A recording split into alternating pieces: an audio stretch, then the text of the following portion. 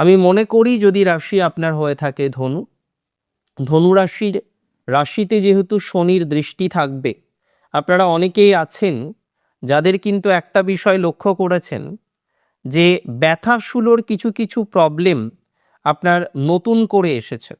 আমি মনে করি যাদের এই ব্যথাশুলোর প্রবলেম আছে, ব্যথাশুলো নিয়ে ভুগছেন, কোনো পেন রিলেটেড ডিস্টারবেন্সের জায়গা যারা ভোগ করছেন বা ডিস্টারবেন্স যারা ফেস করছেন, তাদের কিন্তু পজিটিভিটির মাত্রা বাড়বে। পড়াশোনার ক্ষেত্রে আমি বলি যারা এই মুহূর্তে পড়াশোনা করেন, এই মুহূর্তে কোনো না কোনো এডুকেশনের সাথে যুক্ত, কোনো না কোনো এডুকেশন রিলেটেড বিষয়ে কানেক্টেড আছে, যে কোনো ধরনের কম্পিটিটিভ এক্সামিনেশন বা এই ধরনের বিষয়বস্তুগুলোর মধ্যে দিয়ে যারা কন্টিনিউ করছেন, তাদের কিন্তু ওভারঅল পজিটিভিটির মাত্রাটা বৃদ্ধিপ্রাপ্ত হবে। এটা নিয়ে কিন্তু কোনো রকম ডাউট আমার নেই।